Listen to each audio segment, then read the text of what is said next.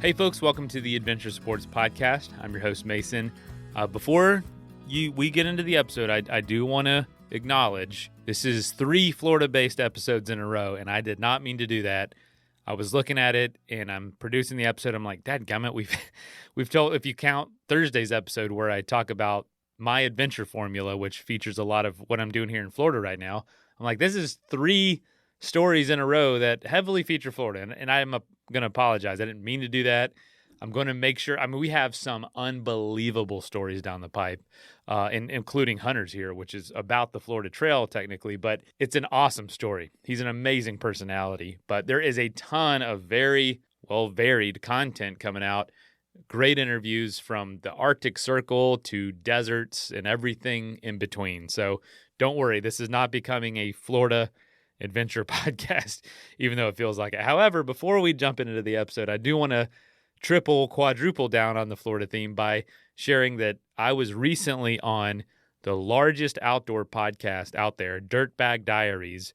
They are the OG adventure podcast, hosted by Fitz Cahal, and they've been going for almost 20 years, and they're supported by Patagonia. It is the biggest outdoor podcast. They are the top of the food chain in this world of adventure shows. So if you don't listen to Dirtbag Diaries, you should absolutely go listen. And on their exclusive content, so they're like patron-only content, I was just interviewed on a new series they're starting called Good, Good, Bad. And if you want to check that out, it released Friday, and it was an awesome interview. I got to sit down with Fitz, who is the outdoor podfather. Like this guy, he started it all. And so talked about my recent Lake Okeechobee crossing.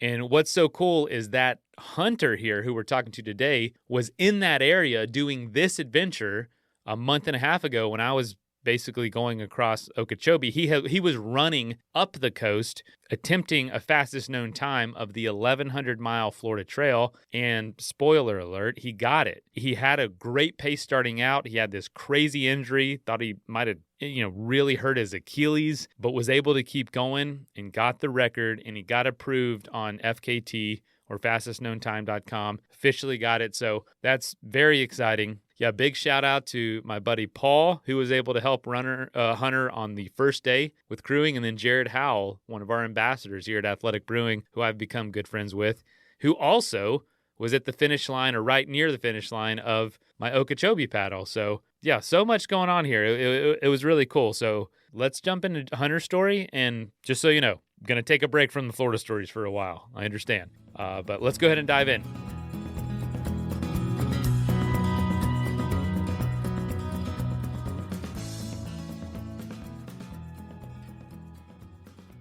Well, Hunter, thank you so much for making this happen. So glad to have you on the Adventure Sports Podcast. Thanks a ton, buddy. It's a pleasure to talk with you. So there's a lot I don't know. I know what I know about you, but there's a lot I don't know. And I was saying before, I'm like, are you in Home Depot? But you were saying that's you and your dad's adventure race company.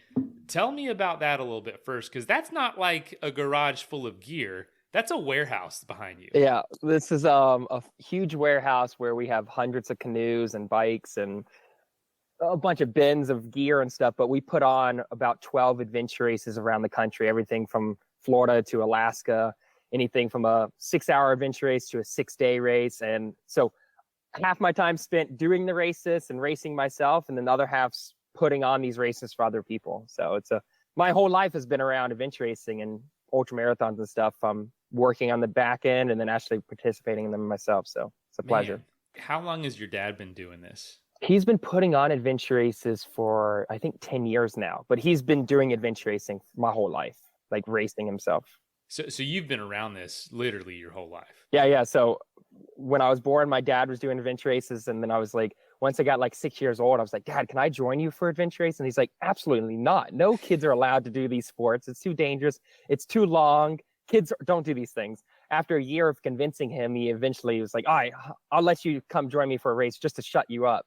And I did a 6-hour adventure race with him and fell in love from there. And it was like, I was hooked. Ever since I was 7 years old, I've been doing adventure races and ultra marathons like constantly. So my whole life's been wrapped around this adventure racing and just doing cool stuff. So I'm looking at the list now, and oh my gosh! So you put on are all of these races that are on the website every year, or are some of them like biannual or every few years? What's kind of the Every year we do those so races. you That many. your Like, years planned out yep. And every I year. fit my adventures, my own races in between what races we already put on ourselves.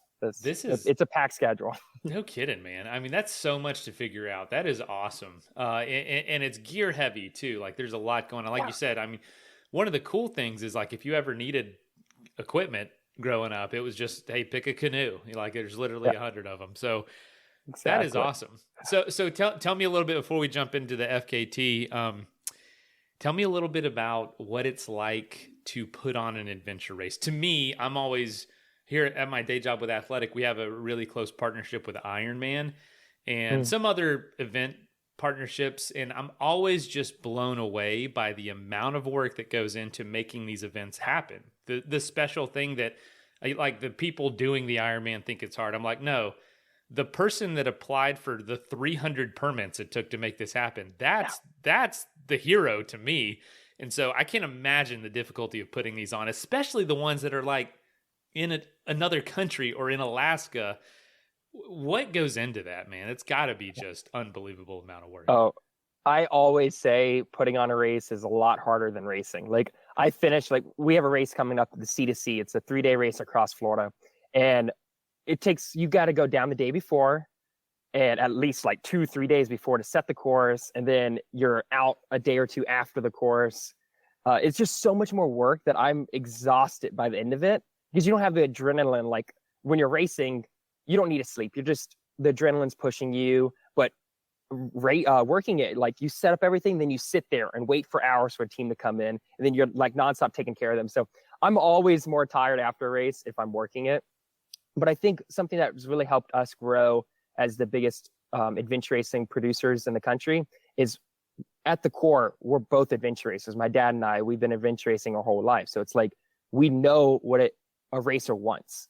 I feel like a lot of other race designers don't actually race themselves, so they don't understand what the racers are going through. So we really cater the races to what we would want to see.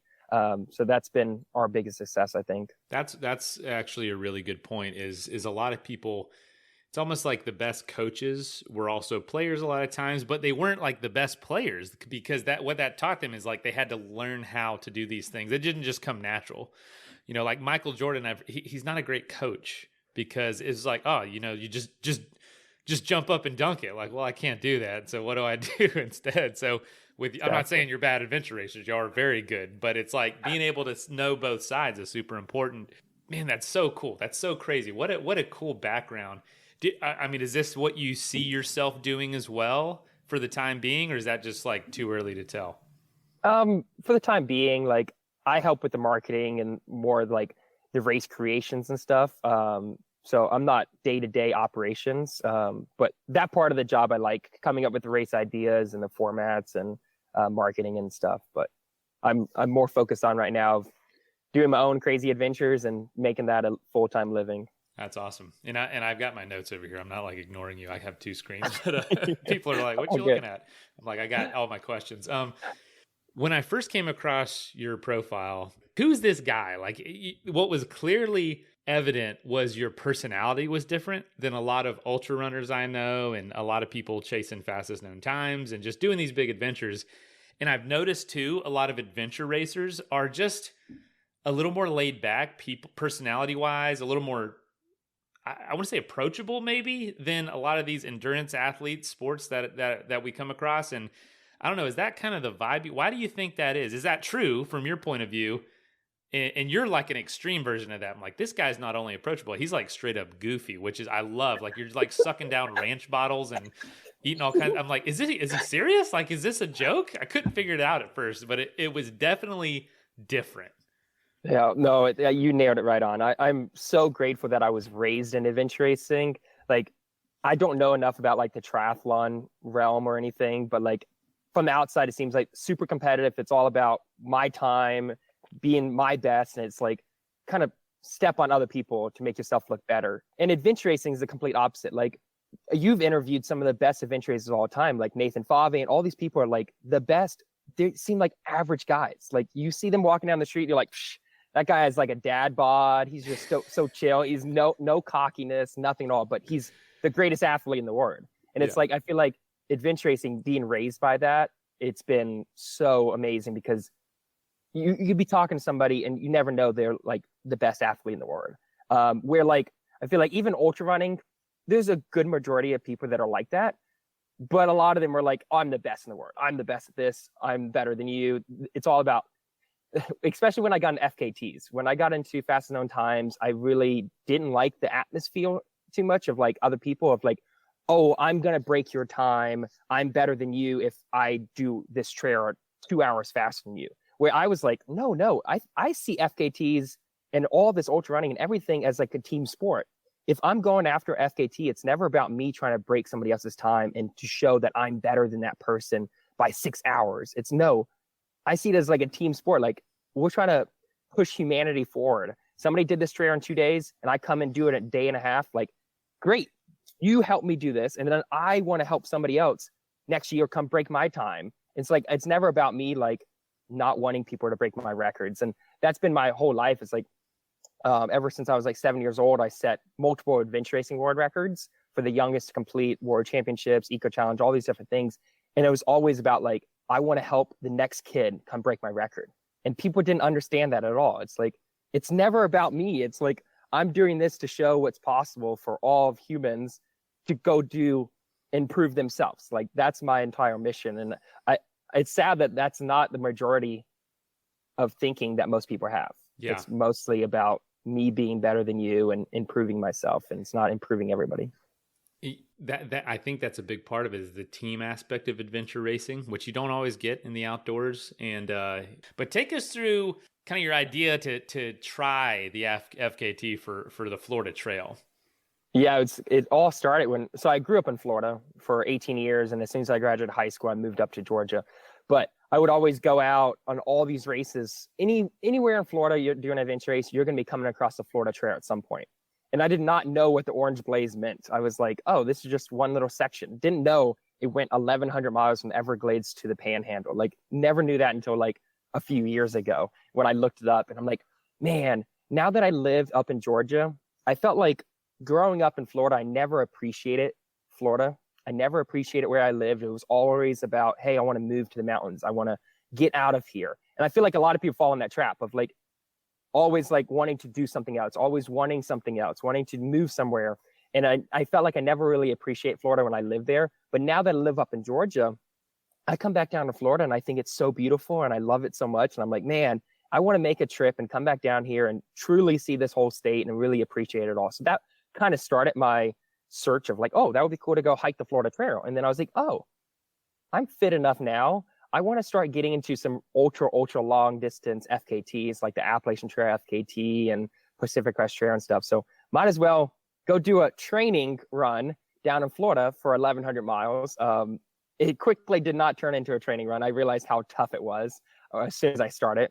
But yeah, that kind of just started between just wanting to explore my whole state, and then as my first ultra long distance FKT. And the big part is also all my friends, like majority of my friends are down in Florida. So like it was this whole social aspect for me to like, I'm running the entire state. I'm going to have so many people come out. I thought maybe 20, 30 people would come out. We had like over 100 people come out and run with me different sections, people I knew, people I didn't know. It was just such a great community aspect. And I went back and forth of like wanting to do this, like self-support it and just all by myself with a backpack and no tracker and just knock it out. But then I was like, what's the mission we want here? We want this to not just be about me and setting a record, but we want to share the mission and inspire other people. And the best way to do that is to do it, support it, and have a live GPS tracker so anybody could follow us 24/7 and come out whenever they want, come hang out. And that was kind of like the motivation, the whole thing, to make it all as public as possible. Were you worried that that would slow you down? Of course, yeah.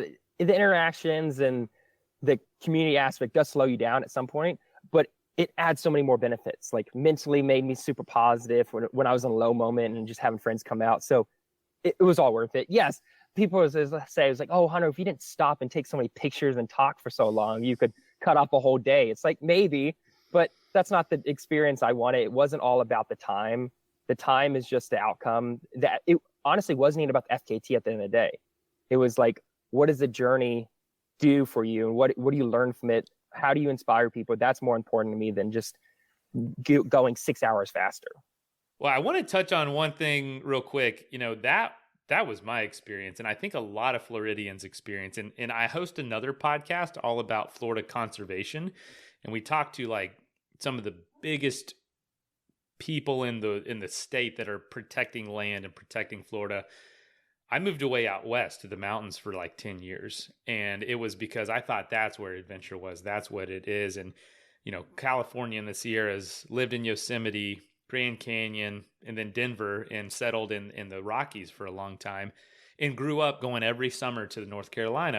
And I'm like, that's where adventure is. And we had a child, and I'm like, it'd be better to be around family. We moved back a few years ago, but having those like eyes to see Florida now, I'm like, this is a dreamland. There's an endless amount of things to explore, and it's almost like no one realizes it. Yeah, it sounds like that was a motivator too, to see kind of this state that you grew up in, and maybe parts of it you just didn't even realize existed.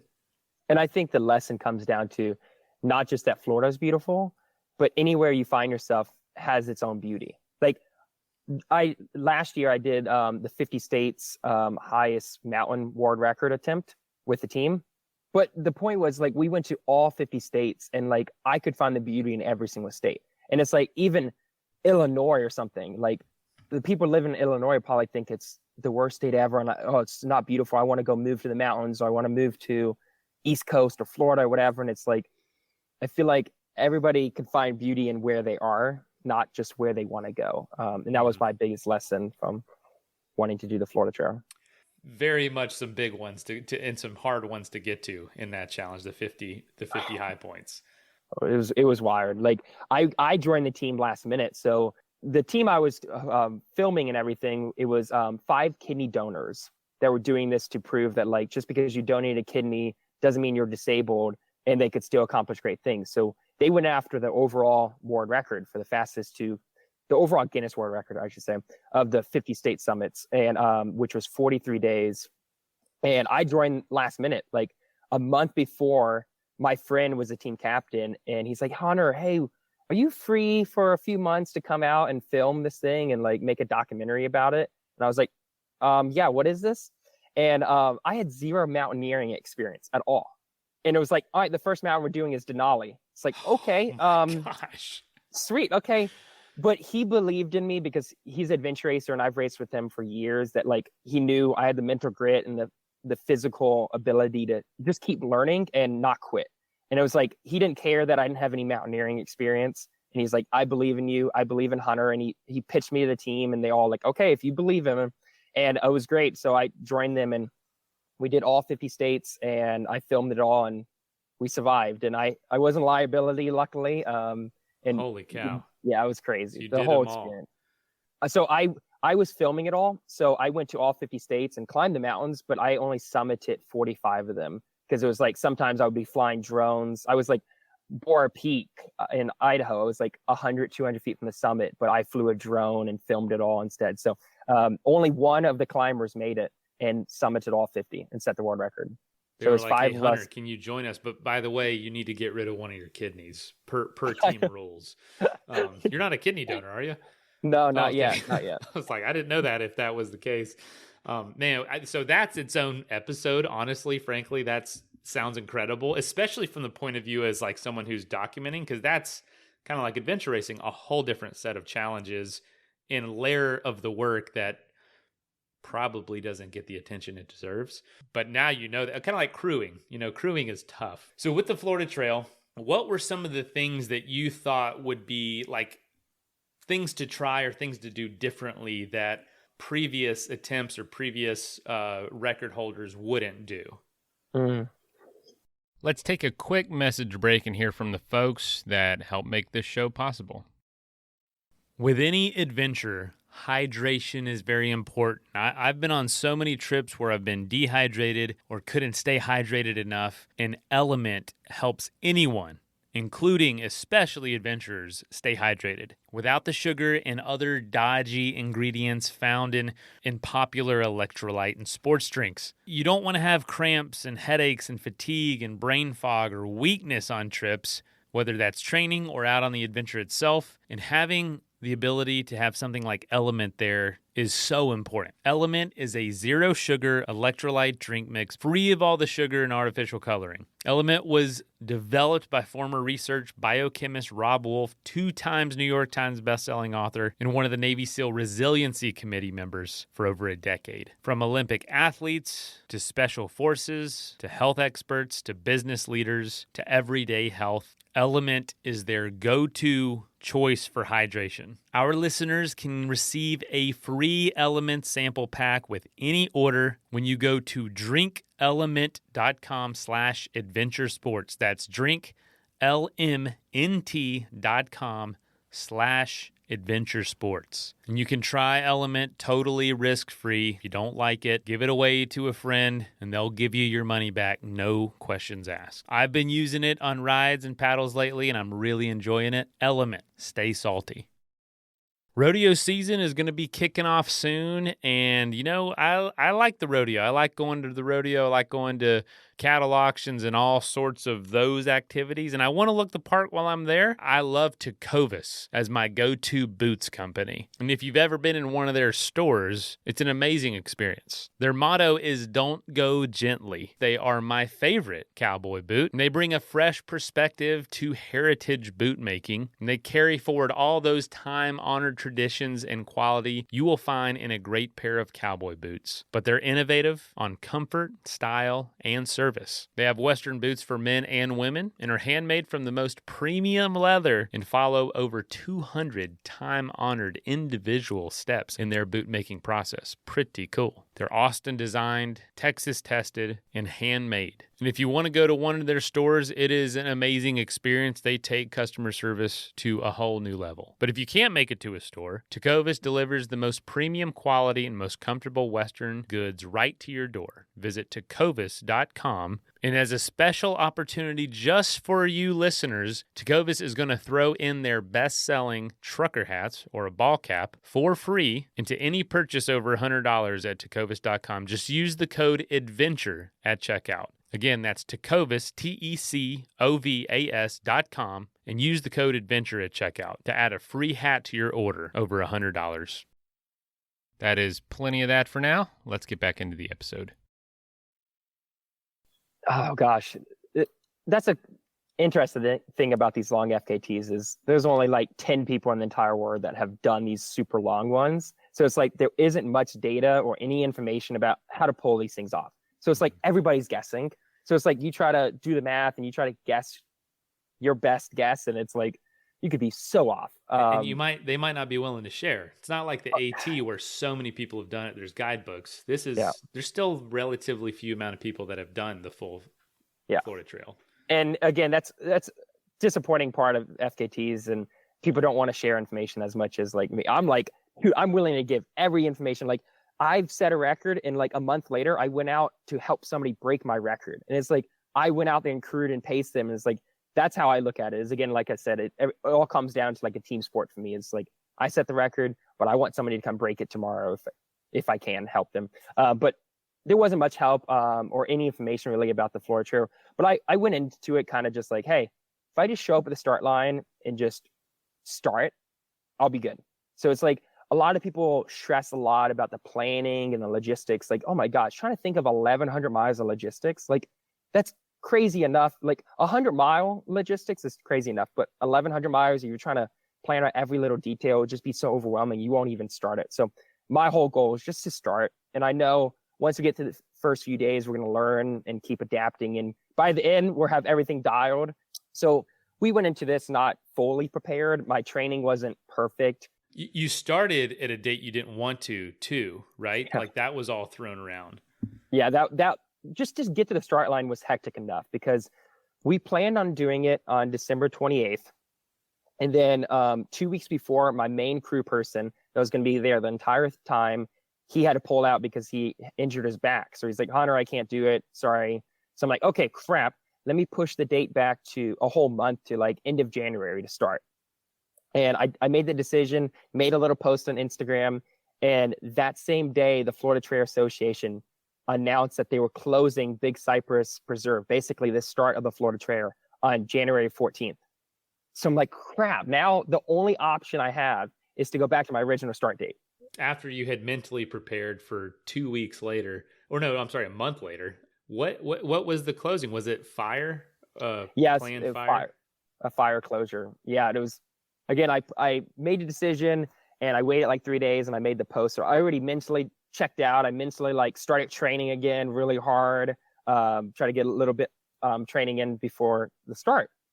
And then all of a sudden we had a change of plans and I had to start 5 days from when I found out. So it's like, God, now 5 days to order all the food, all the gear, and like massage and stretch and try to jam as much possible in. And this was during Christmas too. Did you have someone lined up, backup for crew?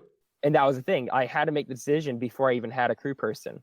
So then it was like, crap, if I want to pull this off this year, the only option is in 5 days.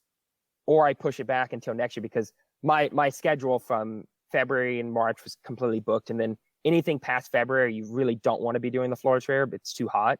So it's like, if I want to pull it off, I have to do it in 5 days. And luckily my dad stepped up and he was like, hey, I can move some stuff around and I can come down the whole thing, but you have to start a day earlier. So now we have to start a day earlier and we had to drive down Christmas. So I did Christmas morning with my family and instantly left, drove all the way down to the Everglades and started the next day. And so just to get to the start line was stressful enough. But again, I kept telling myself, it's like, if I just start, everything will be fine. So I would just learn on the go, get in the system. Yes, we're not perfectly dialed. We don't have everything in line. I don't even have a second crew person yet, but we'll figure it out once we start going. What's the story behind the ambulance? When I saw that, I thought, oh no, he got hurt. And I'm like, oh wait, no, that's not a real ambulance. That's like a support. That's like a vehicle that almost like a camper van or something. So it confused me when I saw the picture posted. I'm like, oh shoot, he got injured. He got injured, which before you he even did started. actually, but that's like your crew vehicles, this ambulance. Yeah. So when I graduated high school, the first thing I bought, I was like, I want to go van lifing, but I don't have $50K to spend on a Sprinter van. So it was funny. I was just out on the street and the ambulance pulled up and there was these two guys, EMTs off duty. I was like, hey, this is a weird question. Do you mind if I take a peek inside? Because I was like, oh, this could be a cool van conversion. So I took a peek inside. I'm like, man, they have all the cabinets ready.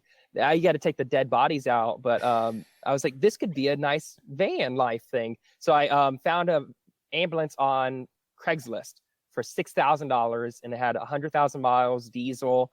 And I was like, dude, that's such a killer deal.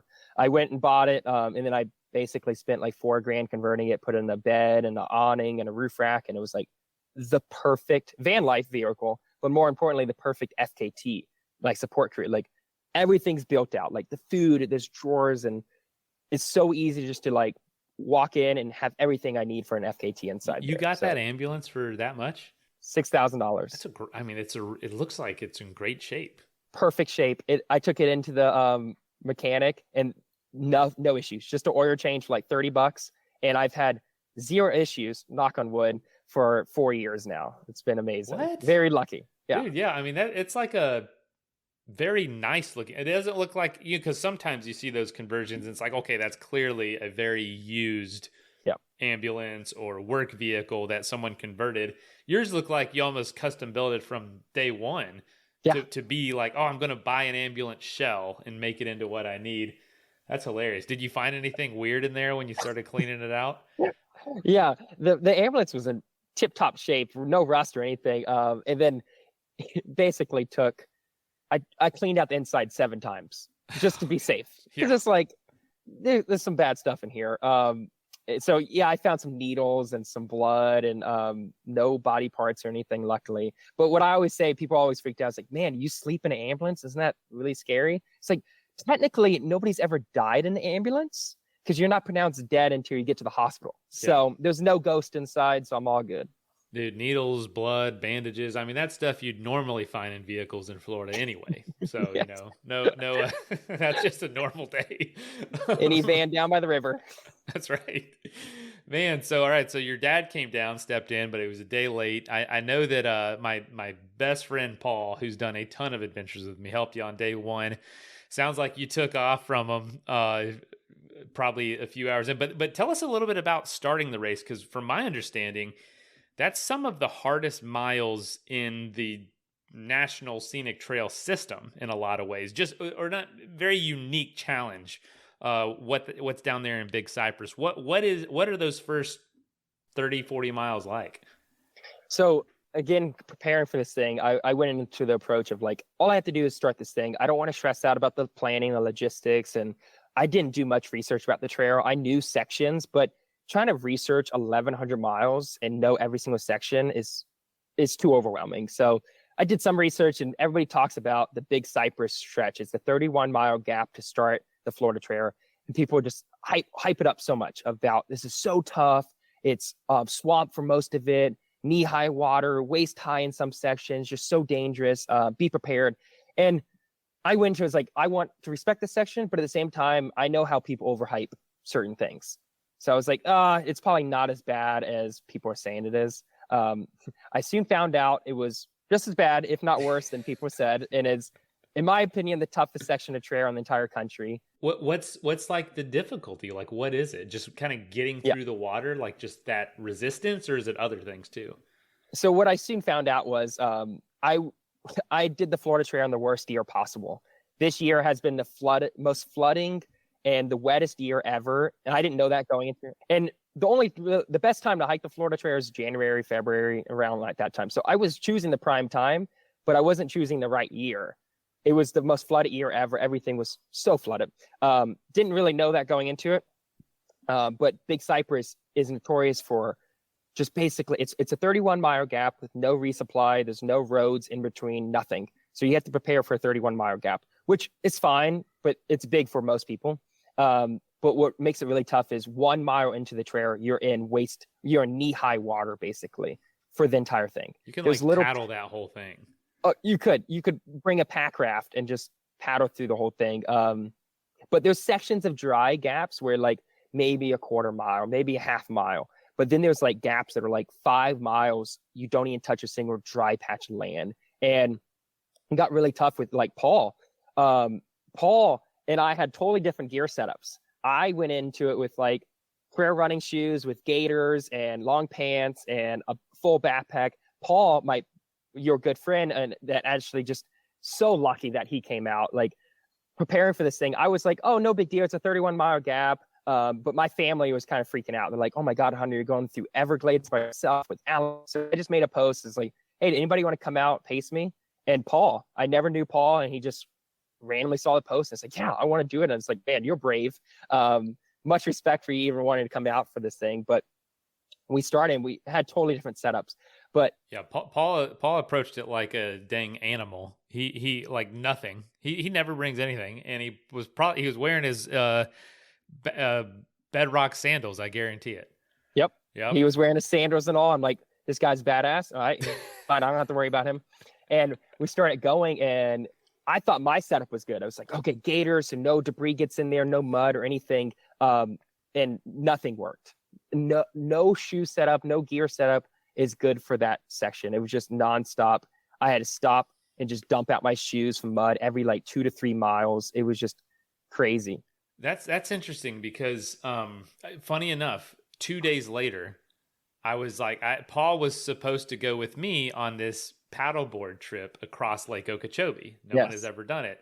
And I was like, oh, perfect. You'll be down there for that. And then you can just join us. But your run with him wiped him out so much that he's like, he bailed. He's like, I can't do the Okeechobee 2 days later. That's just too much for me. I was like, all right, no worries. But I was very jealous of him being able to see that portion of the Florida Trail. It sounded so unique of a setting. It was amazing. I totally recommend everybody go through hike that section. It's so much fun. Like it's just like you said, such a unique section of trail. Like you won't find that anywhere in the country. Just a nonstop 31-mile swamp that like just so slow moving. You have the section. So Paul and I were together for about 20 miles. And then we realized this section was taking a lot longer than we thought. And the sun was going down in a few hours. And I did the math. I was like, we're going to be out in the dark. And I was like, Paul, do you have a headlamp?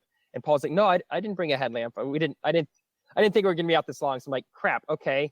You're moving a little slower than me. And he's like, Hunter, you just leave me. You just go. I'll find my way out. No big deal. I'm like, no, I'm not going to leave you without a headlamp or anything. So I gave him my headlamp and I just took off and tried to go as fast as I can. And the sun went down on us. So I'm navigating through the swamp with my phone and you could barely see anything. And it's already hard enough to navigate because the blazes aren't really blazed. But luckily I made it out. And then Paul caught up after like an hour or so and made it out of the swamp. But he was a while behind you. Crazy. He said that you were, he's like, man, this guy is a strong runner. He's in great shape. And he was very impressed and also very like, he's going to get this. This is really impressive. And that was cool hearing. I'm like, all right, sweet. And then the next day, my buddy Jared joined you. Shout out to Jared Howell in Clewiston. And what's funny is Jared was going to meet me at the finish line of my adventure, which was only a day. But it was like no one had done this before. And so it was so funny, like how many people we kept crossing paths with. And Jared was like, it was awesome. He goes, I was only going to join for like 9 miles around Lake Okeechobee. And he goes, then I go for like 20. And he goes, it was so cool. You had him geeking out about adventure racing. He's like, I want to do this. Like I just like a whole new world to him because he's more like triathlon and just he just really has gotten into that. So anyway, even early on, I was seeing the influence that it was having on people, which is so cool. And even early on, you set yourself at a really good pace to break the record. Tell us about like some of the big setbacks, because I know within like the first week you had an injury, didn't you? Like your Achilles. Yeah, just to touch on the part about what you said, Jared and all these people coming out and being so enthusiastic about it. Like it was so cool to see the impact we were having. And that's why like I was so happy that we made this a supported effort and I had GPS tracking and I publicly invited everybody to come out and run with me because like it wasn't about me. It was like people coming out and saying, hey, I want to run 5 miles with you. And all of a sudden they end up running 40 miles with me and like breaking their personal best. It was like the biggest highlight of the entire trip. So I was very grateful for all the people to come out and the impact we were able to have. And he said when you were paddling or going, one of your teachers just showed up randomly. Is that right? 2 of my high school teachers somehow been following me since high school. They came out and like ran and like biked with me for multiple miles. It was like such a cool thing that like, that man, random. Even that's why, again, I wanted to do this in Florida. Yes, there's other long distance trails like the Ice Age Trail and other things I wanted to do. But I was like, I want to come back to Florida because this is the state I grew up in and the people I know, and to get everybody to come out was so cool. But we had a lot of setbacks, which is to be expected for a long run like this. But basically the first day I went shorter mileage because of the swamp. But then the second day I threw down 68 miles, which is like a long distance for these FKTs. Not many people do 55 and up miles, but for 68 miles, and the next day we did 60 miles. We were throwing down some big miles, and my body just snapped basically at mile 300. Everything was hitting me. The mental fatigue of just nonstop day after day of doing the same thing was just a lot. And then my body was breaking down. My Achilles felt like it was torn. There was this huge bump that formed on my Achilles that like, that's not a good thing when you have this big bump forming and you barely can flex your foot.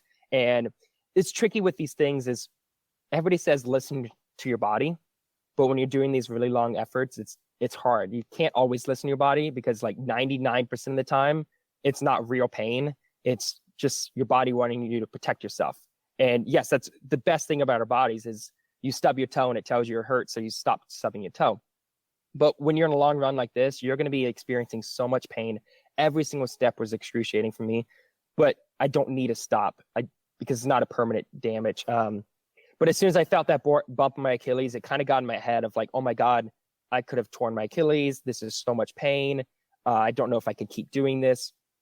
So basically at mile 320, I just had this mental, like, we just need to quit the day. I never felt like quitting the entire run, but I just wanted to quit the day. So we did 45 miles and I was like, let's just go to a hotel. Let me take a long shower. Let me just sleep as long as I possibly can and wake up and we'll just get on the trail whenever. So we basically took 18 hours off. From then, it was just like, I did this little trick where it was the first time I've ever done this, but I mentally let myself quit for just 10 minutes. Basically sat in the shower and I was like, okay, I quit, Hunter. How do I feel right now? What's the call home going to feel like? What am I going to tell my mom that, oh, hey, Mom, I quit.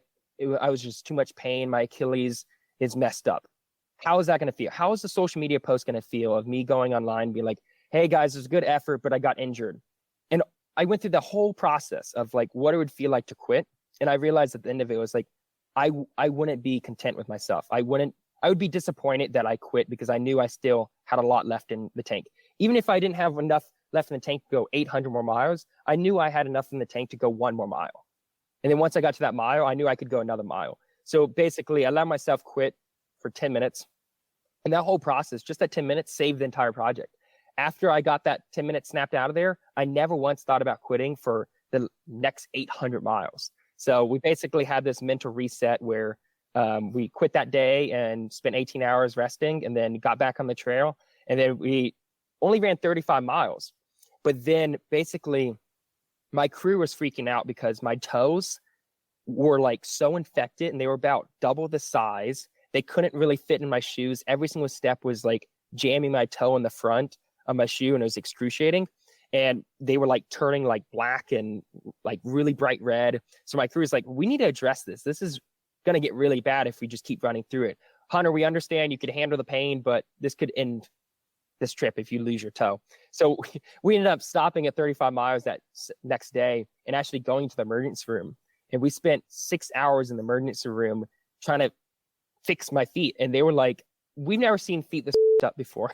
What we recommend is you take a month off of your feet and sit in a wheelchair. And it's like, that's not an option. Anything else you recommend? It's like, can't really give you anything. Let me try to pop them. And they popped a little bit, got a little pus out, and it's like, good luck. Wow. And basically, the next like 5 days was so excruciating. Every single step was just so painful, but we took care of the feet. We changed up our strategy because we realized then that I was dealing with the most flooded Florida trail ever. Every single section was like knee-high water. I never went a single day without getting my feet completely drenched, where previous years people would have a complete dry 500 miles. So I was just getting my feet constantly wet, and that was causing the infection to get worse and everything else. So we basically just slowed it down and stopped every 10 miles and took care of the feet. Basically, it's like, hey, if we take this extra time to take care of our feet, by the end of it, your feet are going to be better and you're going to be able to run faster. So we took care of everything, went a little slower, and it was just crazy. It was like right at like mile 400, my body just snapped out of it. It was like, I still had the toe pain, still had the Achilles pain, but overall fatigue just went away. It was like, you often hear these long distance FKTs and big adventures, like just get through the first week. And then your body kind of gets used to it the second week and the third week and the fourth week. And I truly felt that. It was like right at mile 400. I guess that was like day 8. My body just snapped out of it. And I was like, okay, this is what we're doing. We're not going to complain anymore. We're just on board. And not saying I didn't have pain for the last 700 miles, but it was like, I just got used to it. Mentally, I wasn't fighting myself. It was just day after day. Just, I know what I can do. I know, just wake up, put on my shoes, take those first 10 steps. And those 10 steps turned into 55 miles for the day. And I'd go to sleep and do the same thing every single day. So it was lows of lows at mile 300-ish to highs of highs at mile 400 when I realized we can just keep going. Let's take a quick message break and hear from the folks that help make this show possible. Let's talk a little bit about productivity. It seems like everyone is trying to do more, be more efficient, and I'm learning this. If I'm efficient, I can do all the things I want to do and not basically leave things undone at the end of the workday or the end of the work week. which definitely affects when I go out on an adventure and I know I didn't get something done. That's why I've been a big fan of Magic Mind. It's a little shot of all kinds of really good ingredients like matcha and ashwagandha and tons more that help you basically focus and be more productive throughout the day. And it's also helped me cut down on the amount of coffee I drink. I drink way too much coffee, and Magic Mind is helping. So if you're looking for a way to get more good quality ingredients and a little less caffeine put into your diet and into your body, go to the website and you can get 56% off right now for the next 3 days. And after that, you'll be able to get 20% off by going to magicmind.com/adventuresports and use the code adventuresports20 for 20% off. You can get 20% off a one-time purchase and subscriptions by going to magicmind.com/adventuresports with the code adventuresports20. That is plenty of that for now. Let's get back into the episode. You know what? I have known about the Florida Trail. You see it. It's growing in popularity. Only 400 people have ever done it, like roughly in full. And I think you're 407. First person in 2024 to do it. What I think is interesting is when I started looking at the mileage, I'm like, we think of like Gainesville as very North Florida. And at that point, you're not even halfway through the trail. You're just like right at halfway. And I'm like, holy cow, so much of this is in the Panhandle. It was amazing to watch you cover the length of the state so quickly. And what I loved about the way you're doing this with the planning is, especially when you're planning an adventure, you can think ahead to certain problems or certain sections that give you a lot of anxiety. Sometimes on the bike, when I bike packed, it was like going through a big city. Like, oh, I got to get through St. Louis or Seattle or whatever it is. And you're stressing for like the week before and then 2 days before and then the day of. And then all of a sudden, like, without even realizing it, that part's behind you. And you're like, why did I even stress about that much? Like, it's literally like it never has to be a problem again. Yet it was like on the forefront of my mind for a week. And so I think that's a good approach with how you did this, was like, that 31-mile section, yes, it might be tough and I could stress out and plan to no end about how to deal with it, but it's going to be completely irrelevant after day one. So, what's the point? And I just made a video that I'll probably post today or tomorrow, but it was basically what you just said. It was like, one of my biggest lessons from this thing was breaking down these big efforts into little chunks. And even if it's not like a huge 1,100-mile run, if you're going out for a marathon, don't think about the total distance. If I thought about 1,100 miles, that would freak you out. Like, even now, like me being removed from it 2 weeks ago, and it's like, man, I ran 1,100 miles. That just sounds insane. But I never thought about 1,100 miles when I was out there. I only thought about the section I was on. If I felt really good, I thought about basically my biggest horizon was that 55 miles I was going to knock out that day.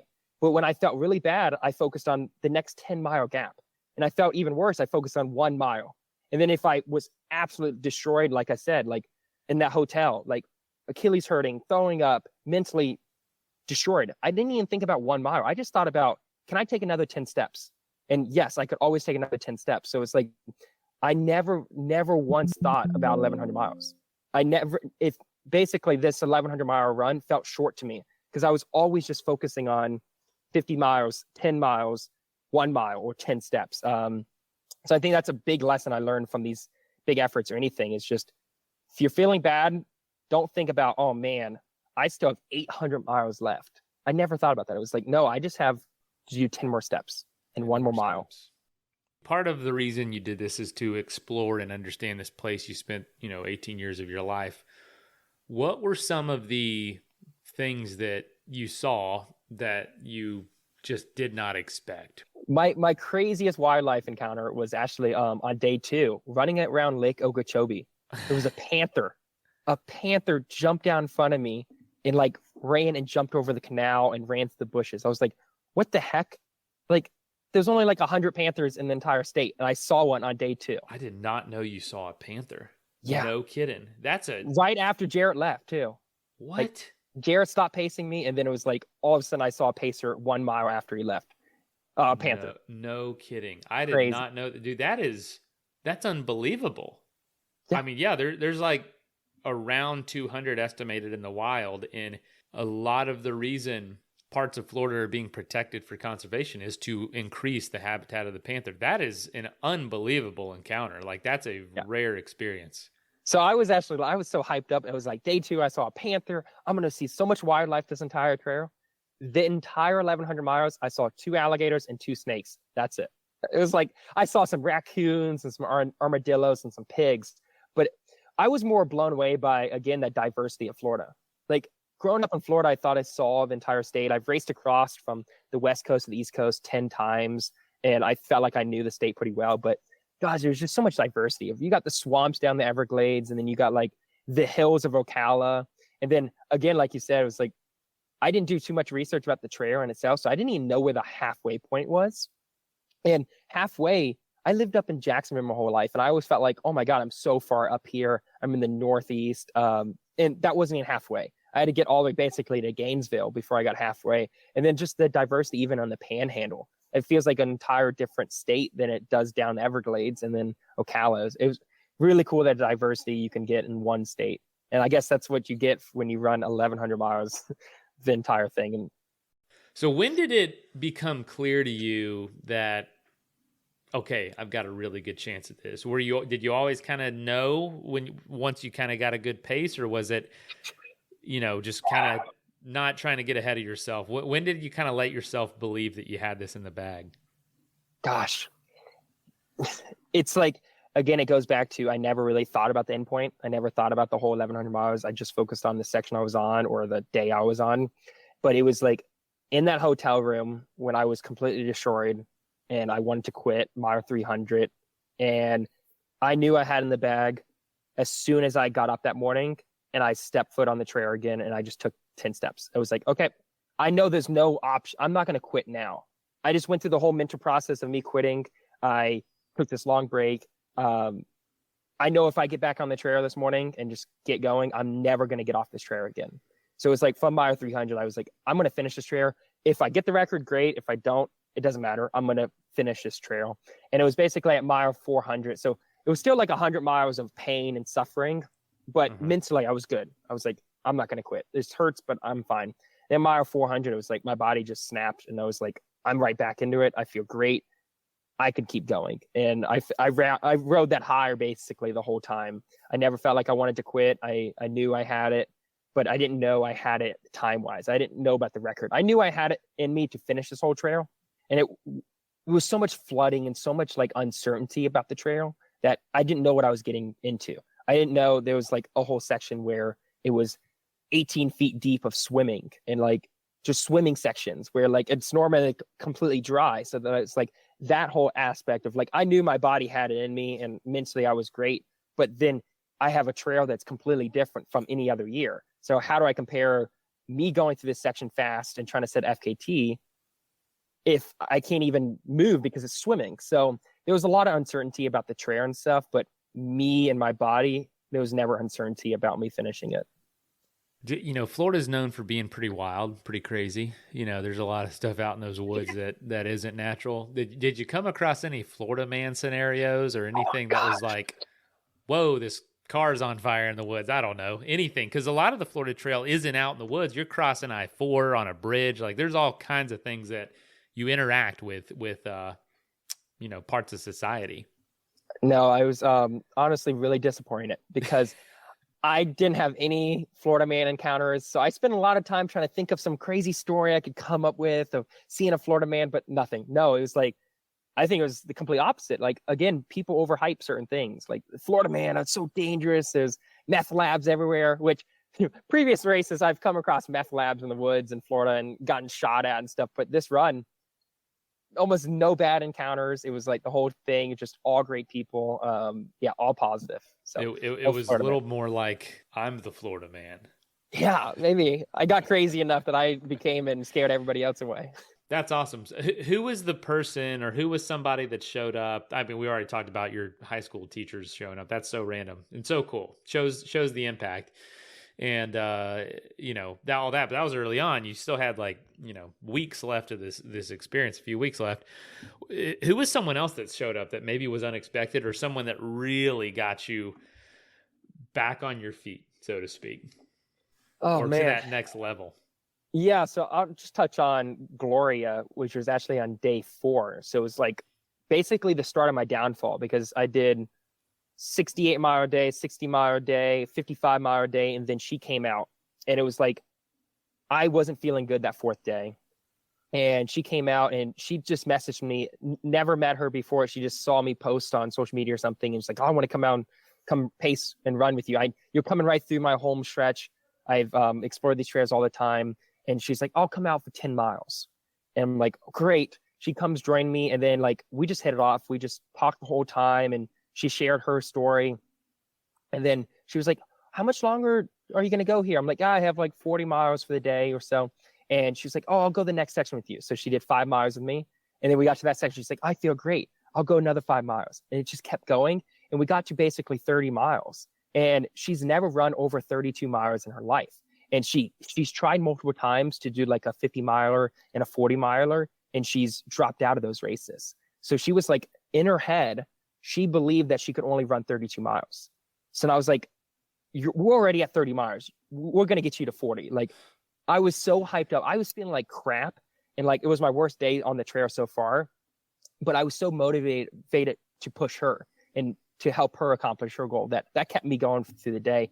And I luckily convinced her to go another 10 miles with me. And she got 42 miles in for that day. And she was so hyped.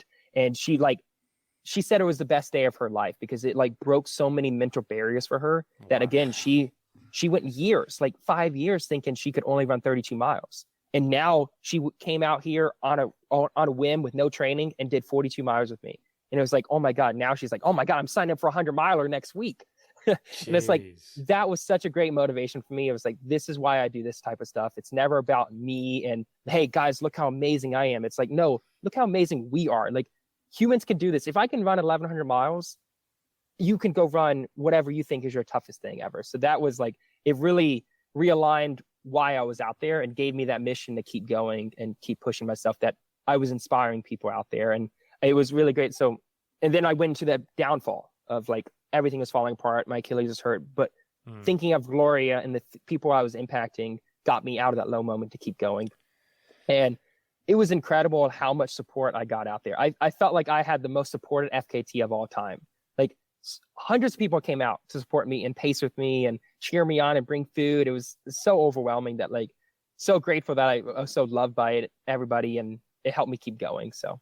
Wow. Humbling, I'm sure, to have that kind of effect on people. Like, the best day ever. That's insane. Like, that's amazing. I mean, who doesn't want to hear that about the effect you have on somebody? That's awesome. So take us through what it's been like afterwards, because it's something that we talk about a lot on this show, is like, after a big challenge, finishing, there's definitely a void. You know, you can ride the high of press and the attention it gets, but it can definitely be like a pretty significant low afterwards. How are you feeling at this point of the post-adventure? Yeah, so a touch on finishing it. Coming in 1,100 miles. Yeah, we kind of skipped over that part. No, you're good. No, this is tying into the after the words. But when I finish this thing, again, every common knowledge, and people say like, I should be destroyed after running 1,100 miles. Like, my body should be broken down. I should be like crippled, crawling across the finish line.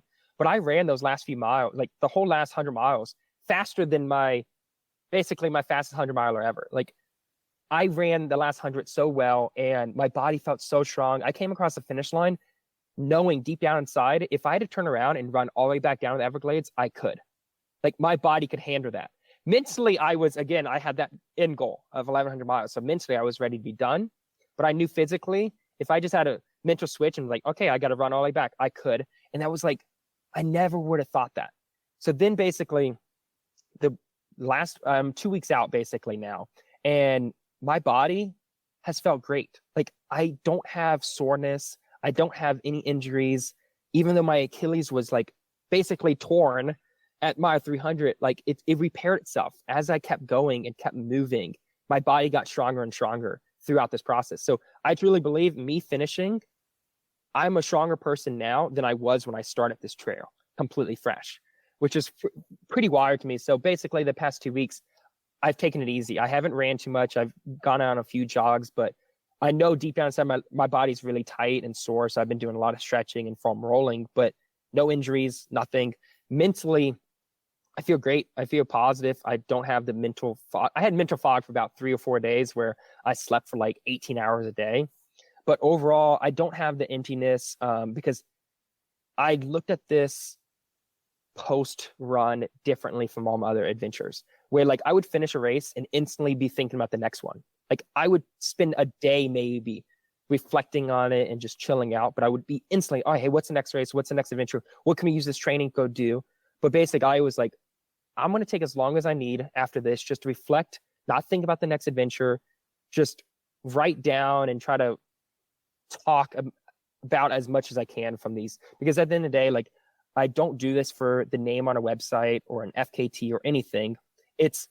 I do these long adventures. Basically, I call it my research lab because I go do these tough things to push myself to see what I'm capable of, but to learn about how to become a better athlete, but more importantly, become a better person through these things. So like I learned so much, like a lifetime of lessons in this 1100 miles. So it's like I would feel empty inside if I just moved on to the next thing. Like if I just instantly planned the next race, even though my body feels great and I go jump straight into it, I would feel empty and disappointed in myself. So I'm going to spend as much time as I need reflecting on this whole experience, learning as much as I can, and then more importantly, try to pass on these lessons to anybody who wants to listen. So that's how I don't feel empty. I feel super fulfilled after this run. So, And you got the FKT. By how much did you get it? By 19 hours. All right, almost a full day. Adventurers are always asked what next. I don't want to ask you that because I just want you to take time. If you have something great, share it. But what would you say is maybe some of those lasting lessons? Say fast forward the clock 10 years and you look back on this experience. What do you think something that will be a lesson that's still with you? Like I learned this from that experience. Gosh, again, there's so many lessons to be learned from these really long, tough things where like I felt like if I ran a fast marathon, you don't have that time to think. But 1100 miles, most of it I was alone out on the trail. It gives you so much time to reflect and think about everything. So I learned so many lessons.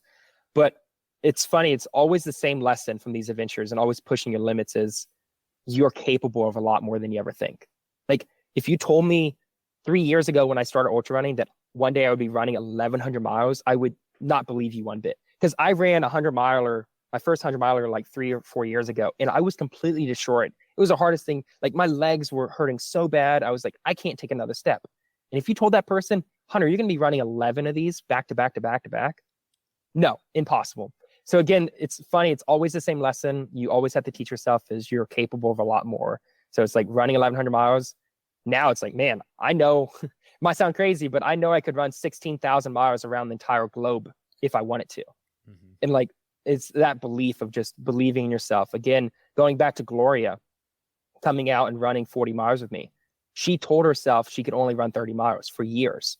She didn't think it was possible to go further.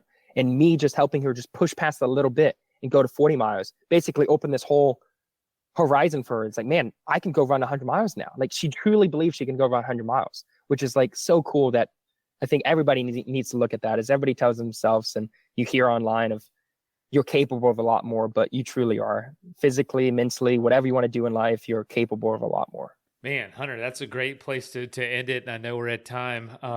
Where can folks follow? Where would you like to point folks? Obviously Instagram, but how your races? What would you like to point folks to? Yeah, I'm pretty active on Instagram. That's where I post most of my stuff. I have YouTube channel and stuff, but yeah, Instagram, variety of content from recaps of my adventures to sharing as many lessons as I can from all these things. And then like me running with ranch and butter and stuff and confusing everybody about my race That's nutrition. Joke, right? Like, do you really eat tubs of?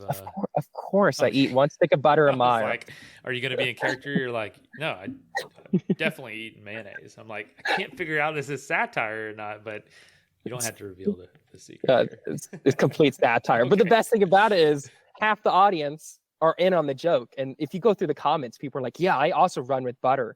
So it's like any new viewer comes in. That you're joking because of that. It's valid. Yeah. It's so funny though. Once you're like, okay, like he's kidding. Because I mean, there is people that like keto diet. I knew a guy that bike packed and ate a stick of butter. And I'm like, Wow. really? Like right now you're eating a stick of butter? He's like, yeah, I'm in keto, baby. And this is what I need. And I'm like, all right, I'm going to keep eating my Funyuns, but enjoy the butter. Exactly. That's It's hilarious. crazy. Well, sweet. Well, thank you so much for joining the Adventure Sports Podcast. And yeah, keep doing what you're doing. It's really cool. Really cool. Thanks a ton. It's a pleasure talking to you, Mason. I look forward to paddling across Lake Okeechobee with you again. Maybe next year. We'll do it again. It will be much easier than what you just did. Much easier. So. Awesome. Thanks so much again, Mason. First of all, thank you so much for listening. It means the world to us that you choose to listen to this show. If you'd like to help us further, you can leave a review on iTunes, share us with your friends, your family. It goes a long way to grow in the show. You can also support us financially through patreon.com/adventuresportspodcast. Link is in the show notes. And also, if you have an idea of who could be a good guest for the show, we're always looking for people to tell their story about the outdoors or adventure. So if you know someone, please reach out. Email us at info@adventuresportspodcast.com. And until then, get out there and have some fun.